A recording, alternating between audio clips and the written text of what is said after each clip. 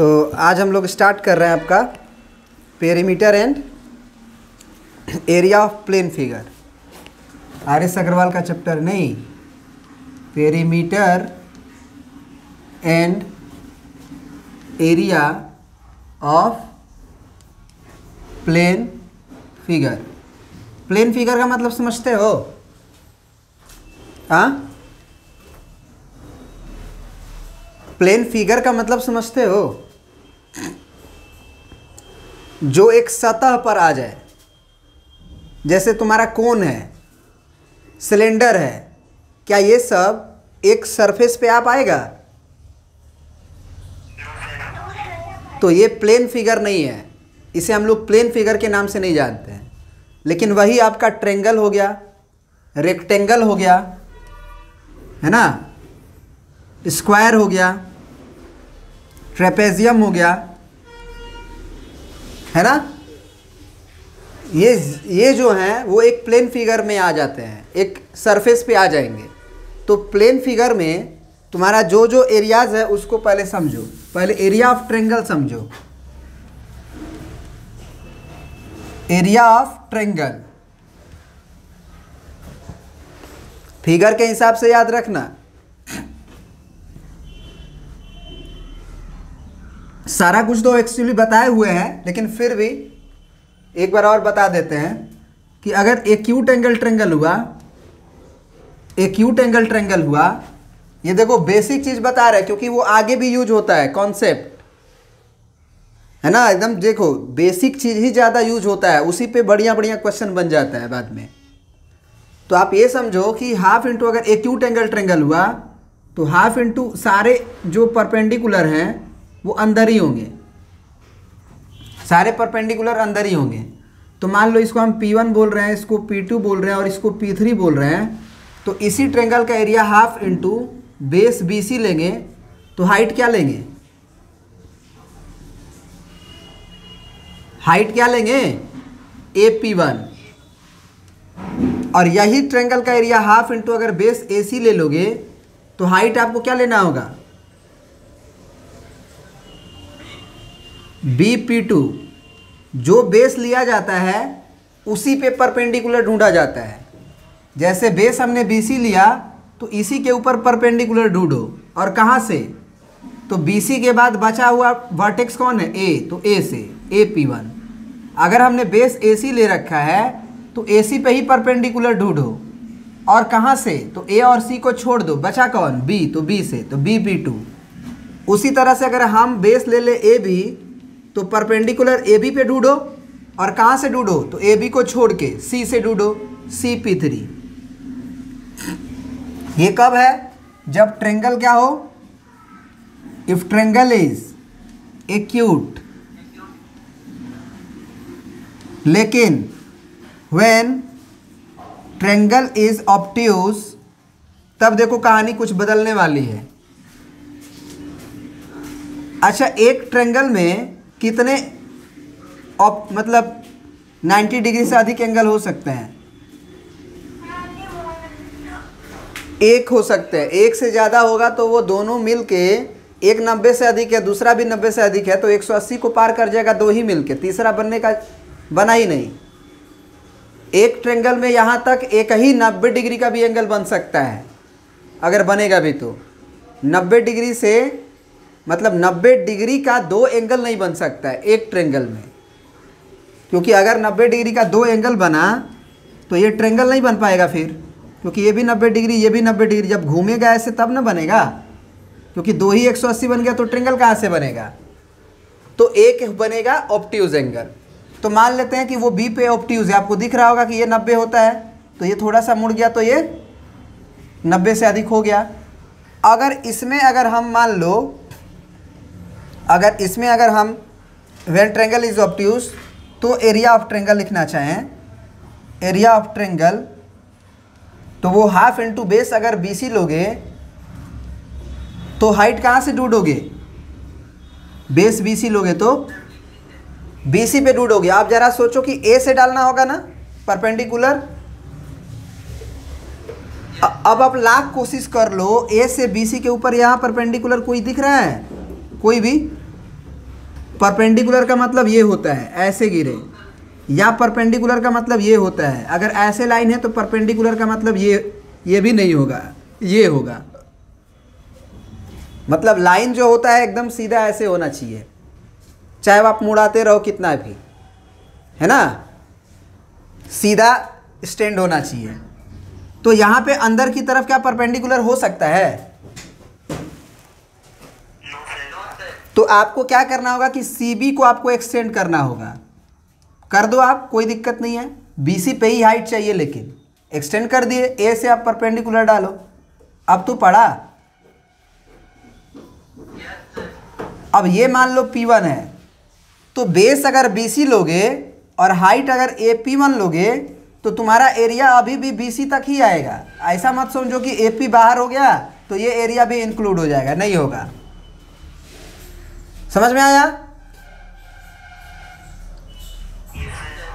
अगर तुम बेस को यहां तक कर दो, जैसे B' C कर दो, तो अगर तुम AB' C ले लो ट्रेंगल, तो अगर हम तुमसे पूछें कि अगर तुम बेस को B' C तक लोगे तो भी हाइट तुम्हारा AP1 ही होगा। क्या हम सही बोल रहे हैं? सही है। तो अब एरिया जो होगा क्या थोड़ा सा बढ़ेगा? कितना पोर्शन बढ़ेगा? तो ये वाला पोर्शन बढ़ जाएगा, क्योंकि बेस हमने B' तक ले लिया तो यहाँ तक का एरिया हो जाएगा। तो जहाँ तक आप बेस यूज करोगे ना, परपेंडिकुलर से कोई मतलब नहीं है, जहाँ तक बेस यूज करोगे परपेंडिकुलर तो एक हो गया यहाँ पे BC के ऊपर A से, तो यही रहेगा हमेशा, चाहे आप BC कितना भी आगे पीछे बढ़ाते रहो। तो BC जितना जाएगा बेस उतना ही एरिया कवर होगा। तो ये एरिया किसका हो गया जी? उसी एरिया का, मतलब ABC का। ये ABC का हुआ कि AB' का हुआ?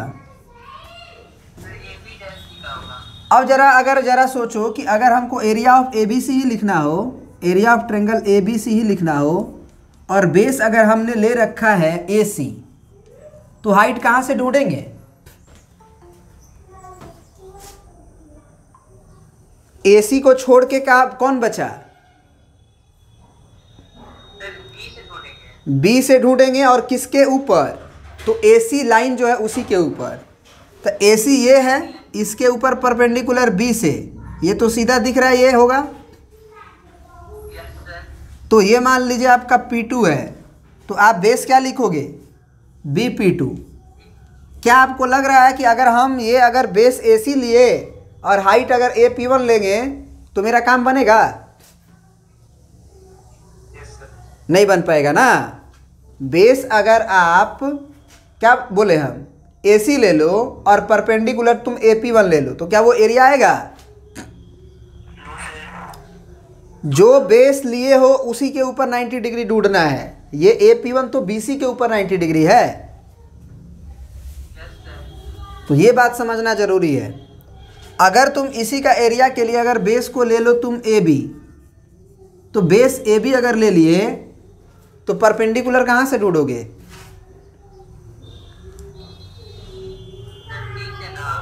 C से ढूंढेंगे AB के ऊपर। अब AB के ऊपर ये AB लाइन है, इसके अंदर C से परपेंडिकुलर कभी पड़ पाएगा? तो AB को एक्सटेंड करना पड़ेगा। एक्सटेंड करके AB को, तब C से परपेंडिकुलर पड़ जाएगा। तो बेस अगर तुम AB तक ही लिए रहोगे, यही तक लिए रहोगे, तो एरिया भी यही आएगा। बस बेस परपेंडिकुलर को CP3 लिखना होगा। कोई दिक्कत है समझने में? ये बहुत इंपॉर्टेंट बात होती है, क्योंकि बाद में यही बच्चा भूलता है कि कोई भी परपेंडिकुलर कोई भी बेस यूज कर सकते हैं। नहीं, आप जो बेस लोगे उसी के ऊपर परपेंडिकुलर ढूंढोगे। फिर आ जाओ एरिया ऑफ, मतलब when triangle is right angle. When triangle is right angle, तो राइट एंगल होगा तो क्या होगा जी? मान लो ये ABC है,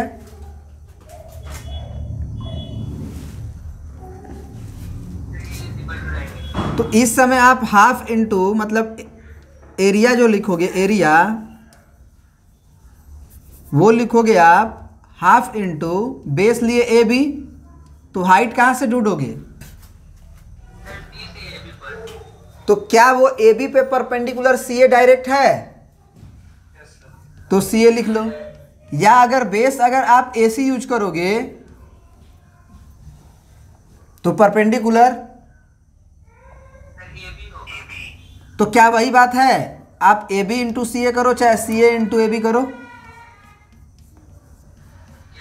बेस अगर बी सी लोगे तो परपेंडिकुलर डालना पड़ेगा, वो ए पी होगा।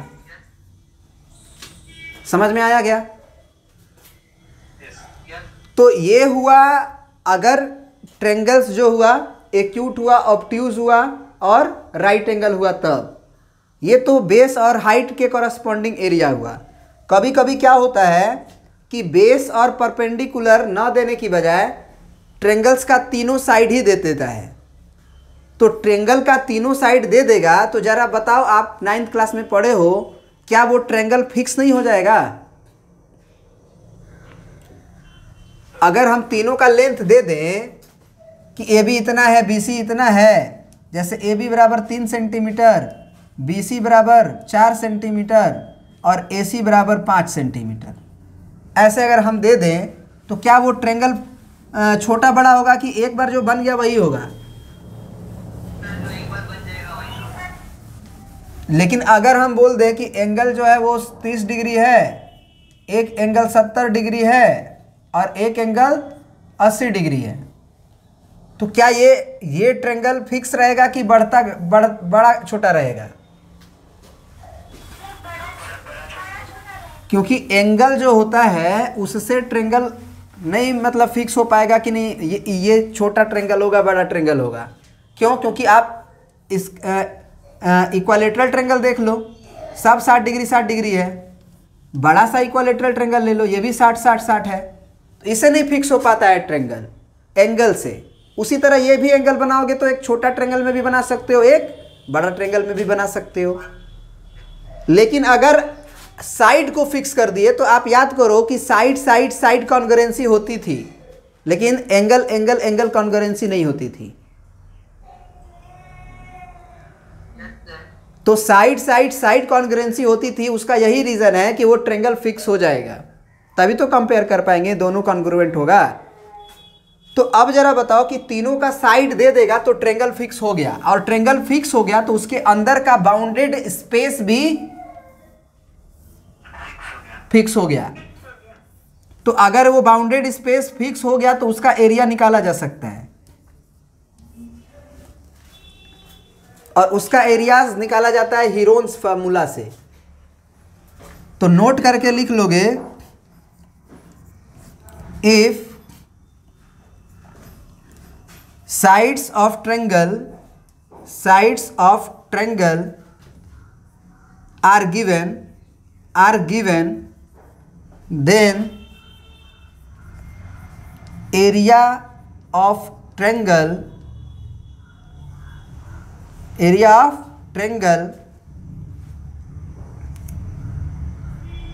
to found to be लिख लो, found to be by using बोलो हीरोन्स फार्मूला। अब ये हीरोन्स फार्मूला क्या है लिख लो। ये होता है एक्चुअली, डायरेक्ट हम लिख रहे हैं, पहले एक फिगर बना देते हैं। ए है, बी है, सी है। जनरली ये चीज़ है कि आप ए वाला जो वर्टेक्स है उसके सामने वाले साइड के लेंथ को स्मॉल ए से डिनोट करो, जो बी है उसके सामने वाले लेंथ को स्मॉल बी से डिनोट करो, लेंथ मतलब ए सी लंबाई, और सी के अपोजिट वाले को आप स्मॉल सी से डिनोट करो। ये लेंथ की बात हो रही है। तो उस समय जो एरिया ऑफ ट्रेंगल है, area of triangle A B C बराबर वो लिखते हैं हम लोग कितना, √s into s minus A into s minus B into s minus C. अब क्वेश्चन है कि ए बी सी के बारे में तो हमें पता है कि वो है, लेकिन s के बारे में पता नहीं है। तो s होता है तुम्हारा सेमी पेरीमीटर।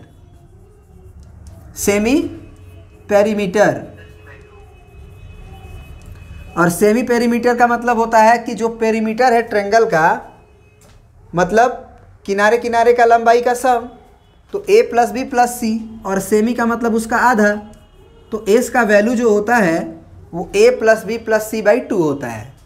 समझ में आया? कोई दिक्कत तो नहीं ना है? ठीक है, बढ़िया है, गुड। अब चलिए, ये आ गया तुम्हारा area of triangle A B C, S into S minus B S minus C, जहाँ एस का value a plus B plus C by 2 है।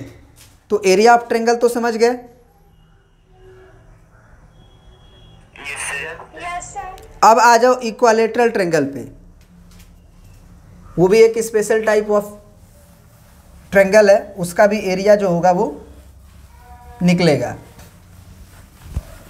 एक्चुअली ये सब चीज़ें तुम 9th क्लास में पढ़ चुके हो, लेकिन फिर भी बता देते हैं। हाँ, अब आ जाओ क्या, एरिया ऑफ इक्वालेटरल ट्रेंगल। वो होता है √3/4 into side square, √3/4 into side square. और हाइट या फिर altitude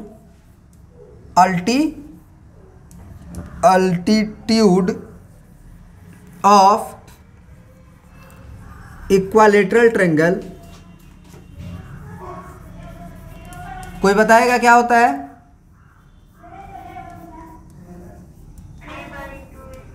side, √3/2 into side. Altitude का मतलब तो समझते ही हो, हाइट से होता है। अब ये इक्वालेटरल ट्रेंगल है तुम्हारे पास,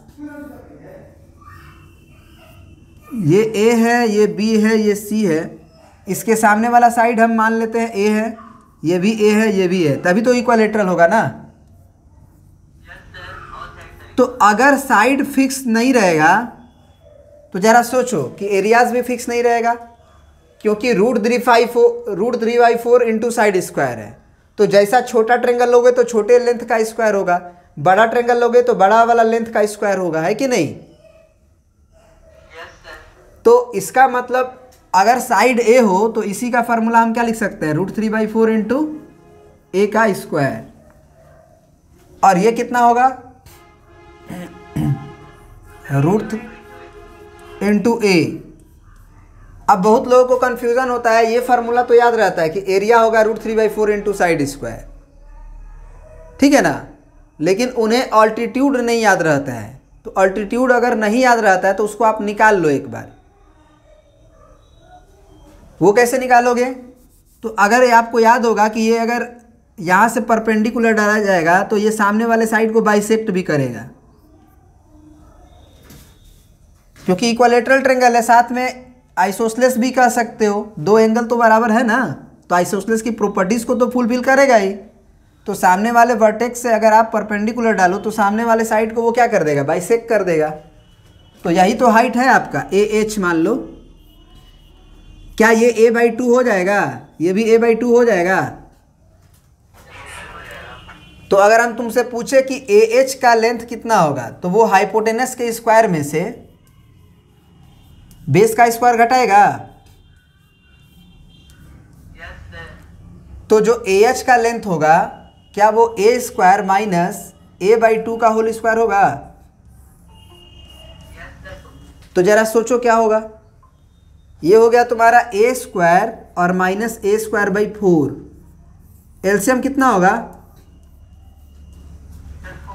तो ये 4a² माइनस a² का अंडर रूट, तो 3a²/4 का अंडर रूट। अब जरा सोचो, ऊपर से क्या √3 रह जाएगा, नीचे से 2 रहेगा और a बाहर आ जाएगा। तो यही तो लिखे थे, √3/2 इंटू साइड। समझ में आया?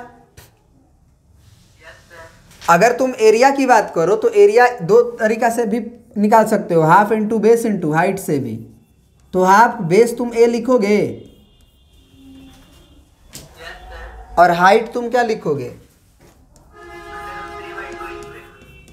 अब देखो जरा, ये 1/2 1/2 मिलके 1/4, √3 जब मिलेगा तो √3/4, ए और ए मिलके ए का स्क्वायर। तो क्या तुम्हारा जो एरिया आया √3/4 इंटू ए स्क्वायर सही है? तो यहाँ से भी इसको समझ सकते हो, कोई दिक्कत? चलिए, तो अब जो है ये थ्योरी तुम्हारा perimeter and area of plane figure का हो गया। इसमें आप जो है एक्सरसाइज 17A का कोई भी क्वेश्चन आप देख लो, पूछ लो। कोई भी क्वेश्चन आपको जो रैंडम लगता हो कि दिक्कत हो सकता है उसे आप पूछ लो, फिर आगे बढ़ेंगे।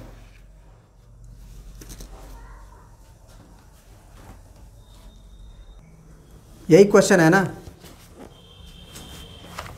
हाँ, देखिए इसमें क्या बोल रहा है कि if the area of equilateral triangle is 81√3 centimetre square, find its height. आप पहले हाइट का फॉर्मूला बताओ क्या होता है इक्विलैटरल ट्रायंगल का?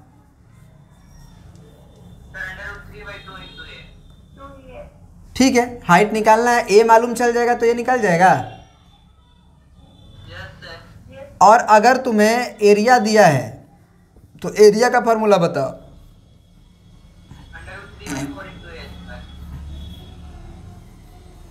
तो एरिया का वैल्यू लिख दो 81√3 और फार्मूला है √3/4 इंटू ए स्क्वायर। √3 से √3 कट गया, 4 इधर आके कितना बन जाएगा? ए स्क्वायर बराबर 81 इंटू 4। तो ए का वैल्यू हो जाएगा √81 इंटू 4।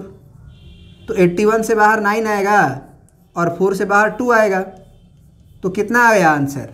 साइड का लेंथ 18। अब हाइट पूछ रहा था तो हाइट √3/4 इंटू 18, सॉरी √3/2 इंटू 18, तो कितना हो गया? 9√3 सेंटीमीटर। समझ में आया क्या? किसी और को कुछ पूछना है देख लो।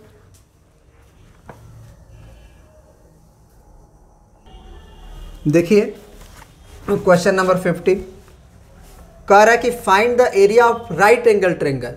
मतलब ट्रायंगल कैसा है? राइट एंगल है। ये ए हो गया, ये बी हो गया, ये सी हो गया।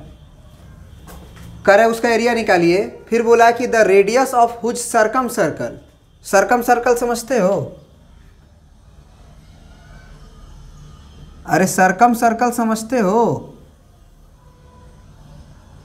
नहीं बताया गया है तो बता देते हैं, नहीं बताया गया है तो। सर्कम सर्कल का मतलब होता है कि ऐसा सर्कल जो तीनों वर्टेक्स से पास कर जाता हो। ऐसा सर्कल जो तीनों वर्टेक्स से पास कर जाता हो उसको हम लोग क्या बोलते हैं? तो एक बात हमारा ध्यान से सुनो, तुम ये पढ़े हुए हो कि सेमी सर्कल में बना एंगल राइट एंगल होता है कि नहीं पढ़े हो? ये सब पढ़े हैं।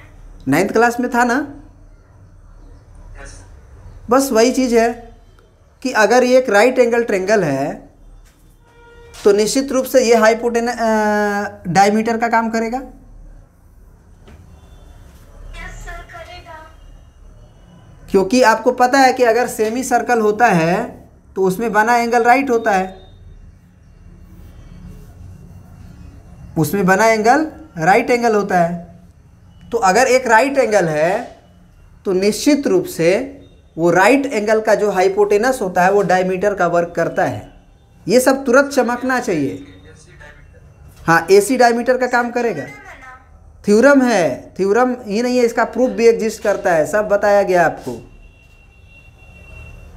तो फाइंड द प्रूफ भी कर देंगे, बहुत बड़ी चीज़ नहीं होती है। आपको बड़ी चीज़ लग रही है? हाँ, सब बताया गया है। Find the area of right angle. फिर बोला है कि the radius of whose circumcircle measure 8 centimetre and the altitude drawn to the hypotenuse measure 6 centimetre. अब जरा बताओ कि इस सरकम सर्कल का रेडियस अगर 8 सेंटीमीटर है तो डायमीटर कितना हो जाएगा? 16 सेंटीमीटर। फिर बोल रहा है कि जो अल्टीट्यूड ड्रॉन टू हाइपोटेनस, नहीं समझ रहे हो? ये इसकी लेंथ कितनी है?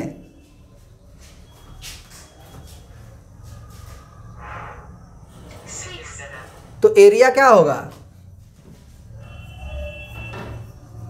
हाफ इंटू बेस आप 16 ले लो, तो अल्टीट्यूड आप 6 लोगे ही, क्योंकि बेस जो है उसी पे ना अल्टीट्यूड ढूंढोगे। तो वो बस ये जानना चाह रहा था कि क्या तुम ये जानते हो कि सरकम सर्कल जब बनता है राइट एंगल पे तो उसका हाइपोटेनियस जो होता है वो डायमीटर का वर्क करता है। तभी तो आप 8 का दुगना 16 किए, नहीं तो नहीं कर पाते।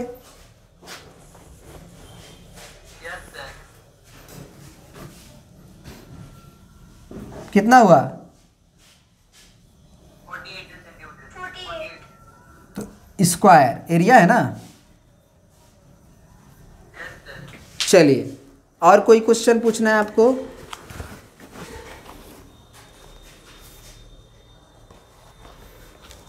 जो लोग इसका प्रूफ देखना चाहते हैं वो देखें।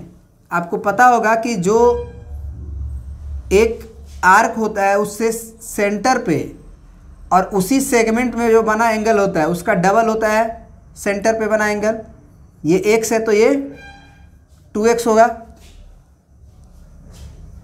होता है। अब ज़रा सोचो कि अगर हम ये आर्क को सेमी आर्क बना दें तो ये सेंटर पे बना एंगल तो ये डायरेक्ट 180 हो गया ना। तो इसी आर्क से ऊपर बना हुआ एंगल उसका आधा होगा, तो हो गया प्रूफ। तो बहुत बड़ी चीज़ थोड़ी होती है, याद रखना बड़ी चीज़ होती है। और कोई क्वेश्चन पूछना है आपको? देख लो।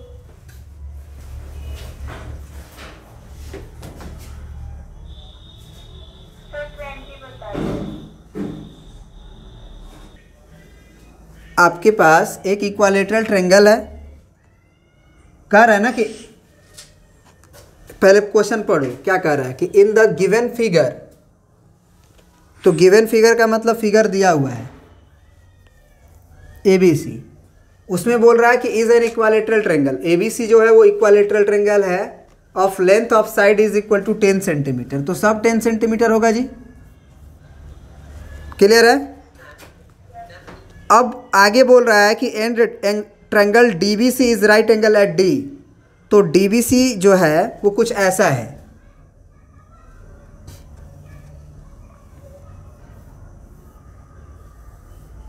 ये D है आपका, और आप देख ही रहे हो कि एंगल D जो है वो राइट एंगल है। सही है जी। अब इसमें से बोला है कि and BD equal to 8 centimetre. BD का जो लेंथ है वो 8 सेंटीमीटर है। बस find the area of shaded region. Shaded region जो है वो ये है, कुछ इसको साइड किया गया है। चलिए इसको हम 8 नीचे मान लेते हैं और D नीचे मान लेते हैं। ऊपर वाले को कलर कर देते हैं। आ रहा है समझ में? तो ऊपर वाले का एरिया निकालना है। अब एक बात बताओ आप, क्या ऊपर वाले का निकालने का कोई फार्मूला है हमारे पास? क्योंकि वो ना ट्रायंगल बन रहा है, वो ट्रायंगल बन रहा है क्या जो साइडेड रीजन है? तो डिफरेंस फॉर्म से निकाल लेंगे। डिफरेंस फॉर्म से मतलब एरिया ऑफ, अगर हम एरिया ऑफ ट्रायंगल ABC निकालें और minus area of triangle BDC निकालें या DBC जो भी दिया है, तो एरिया का मतलब ऑक्यूपाई स्पेस होता है अंदर का। तो जब ABC निकालोगे तो पूरा एरिया आएगा। उसमें से अगर तुम क्या घटा दो, DBC का एरिया, तो ये घट जाएगा, तो यही ना बचेगा। तो इक्विलैटरल ट्रायंगल का एरिया तुम जानते ही हो, √3/4, क्योंकि ABC इक्विलैटरल है और साइड स्क्वायर यानी कि 10 स्क्वायर माइनस ये है तुम्हारा area of shaded region, area of shaded region is equal to area of triangle ABC minus area of triangle DBC. अब डीबीसी एक राइट एंगल है क्या? और राइट एंगल है तो यहाँ पे अगर राइट एंगल है, जरा सुनना, यहाँ पे अगर राइट एंगल है तो क्या ये परपेंडिकुलर और बेस की तरह वर्क कर रहा है और डी के सामने वाला हाइपोटेनस की तरह वर्क कर रहा है? तो सबसे पहले तुम डीसी बराबर क्या लिखोगे? अंडर रूट बीसी स्क्वायर और माइनस बीडी स्क्वायर लिखोगे। तो ये हो गया 10 स्क्वायर माइनस 8 स्क्वायर यानी कि 100 माइनस 64 36 बाहर 6। समझ में आया क्या? तो ये हो गया तुम्हारा एरिया ऑफ ट्रायंगल डीबीसी के लिए हाफ इंटू बेस के लिए आप यूज कर लो कौन सा? बीसी। बीसी यूज करोगे बेस के लिए? नहीं करेंगे। बीसी बेस यूज करोगे तो परपेंडिकुलर ये देखना पड़ेगा, उसका लेंथ थोड़ी दिया हुआ है। डीसी यूज कर लो तो डीसी का लेंथ 6 है तो बेस आपका 8 हो जाएगा। अभी अभी राइट एंगल का एरिया लिखवाया है। कोई भी बेस मानो अल्टीट्यूड और बेस का मल्टीप्लाई ही होने वाला है, पहले बेस चाहे पहले अल्टीट्यूड, क्या फ़र्क पड़ता है? तो ये कितना हो गया जी? ये हो गया 2 तिया 6, ये होगा 100 और 100 से 4 कटेगा 25 बार में, 25 अंडर रूट 3 माइनस 18 आंसर हो गया। हाँ, रूट 3 का वैल्यू उसने बोला है कि रख दीजिए 1.732 तो रख दो। तो 25 इंटू 1.732 और माइनस 18 तो 25 से गुना करो, 25 दूर सॉरी हाँ 24, ठीक है। अब 25 से 1.732 का गुना करो तो ये 50 हुआ, फिर 75 हुआ, 75 5 80 हुआ, 8 25 साथ कितना होता है? 200 175 और 8 183। 183 को हो गया 3 और 18 हो गया कैरी। 25 में आप 18 जोड़ो, 25 और 10 35, 45 3 43, 0.3 अंक के बाद 43.3 क्या आया है सही? और 43.300 में से हमको क्या घटाना होगा? 24 ना, 24 घटाना होगा। तो 24.00 घटा दो तो ये क्या हुआ? 3 13 में से 4 गया, बोलो 9 4 13 और ये हो गया 19.3 सेंटीमीटर स्क्वायर। समझ में आया? बोलिए। तो कभी कभी सैडेड रीजन का फिगर नहीं पता हो, जनरली ऐसा ही क्वेश्चन देता है तुम्हें।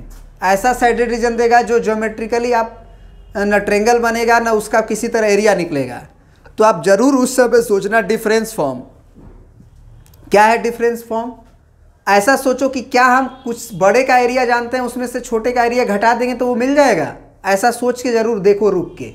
ऐसा हो जाता है मैक्सिमम टाइम कि बड़े वाला का एरिया में से छोटे वाला का एरिया चाहे कोई एरिया घटा देने से जो रिक्वायर्ड एरिया है जो तुमको चाहिए वो आ जाता है। समझ गए? चलिए थैंक यू। तो अब हमको लग रहा है कि ये चैप्टर ख़त्म भी हो गया।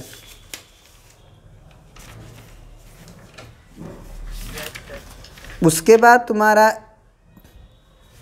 इसी में ये भी है, रेक्टेंगल्स है, ट्रेपेजियम है ना, स्क्वायर है, काइट है। इस सब का अगले क्लास में देख लेंगे, या अगले क्लास में नहीं बल्कि आपको पता है सब कुछ, हमने 9th क्लास में पढ़ाया है। तो आप क्या करो कि आप होमवर्क ले लो 17A एंड 17B आप करके रखो, ठीक है? आप करके रखो और उसको पूछ लो। कोई दिक्कत? अरे 1 दिसंबर आने में बहुत टाइम है। तब तक हम लोग जितना इधर ख़त्म कर लेते हैं। Yes sir. Thank you. Thank you sir. Thank you sir. Thank you.